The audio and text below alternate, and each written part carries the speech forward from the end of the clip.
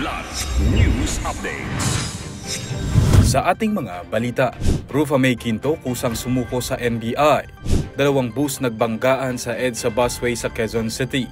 National Museum sasampahan ng kaso ni Cebu Governor Gwendolyn Garcia sa hindi agarang pagbabalik ng pulpit panels.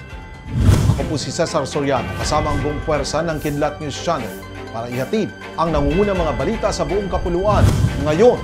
Kusang sumuko ngayong araw ang aktres na si Rufa May Quinto sa National Bureau of Investigation o NBI, kaugnay ng kinakaharap niyang reklamo na may koneksyon sa mga kaso ng kumpanyang Dermacare. Ayon sa NBI, nakipag-ugnayan ng abogado ni Rufa May para sa kanyang voluntaryong pagsuko. Pagkalapag ng komedyante sa Pilipinas galing US, agad siyang sumailalim sa medical legal examination bago dalhin sa korte sa Pasay. Nahaharap ang aktres sa 14 counts ng paglabag sa Section 8 ng Securities Regulation Code. Kaugnay ng issue sa Dermacare, ang kumpanya na sangkot din sa pag-aresto sa actress-entrepreneur na si Neri Naik.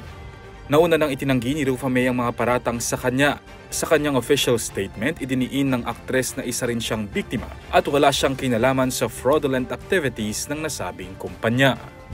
2 bus sa EDSA Carousel Busway ang nagbanggaan sa bahagi ng Main Avenue sa Quezon City kaninang umaga.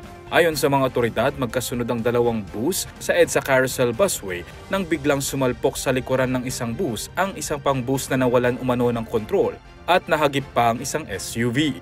Basag ang harapang salamin ng nakabanggang bus, ngunit wala namang naiulat na sugatan sa pangyayari. Nagpabigat ang insidente sa daloy ng trapiko sa EDSA southbound kaninang umaga, hanggang sa tuluyang natanggal ang 2 naaksidenteng bus.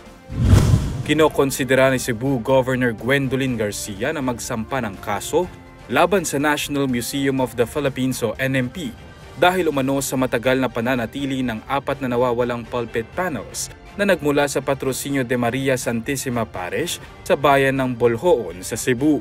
Diin ni Garcia, sagrado ang mga panel at ang pagdelay ng NMP na maibalik ang artifact sa simbahan ay maituturing na isang kalapastangan. Plano rin umano ng gobernador na makipagpulong kay Cebu Archbishop Jose Palma para pag-usapan kung anong legal options ang maaaring gawin sa pagharap ng naturang issue. Base sa records, ninakaw ang mga panel noon pang 1980s. Muling lumitaw ang mga ito noong February 14, 2024 bilang bahagi ng koleksyon ng NMP. Para sa Kidlat News Update, Renzo Lenon, nag-uula. At inyo pong natunghayan ang mga headlines sa nakalipas na oras. Manatiling nakatutok para sa mga susunod na updates at breaking news. Ako po si Cesar Soriano, kasama nyo sa bawat pagputok ng balita.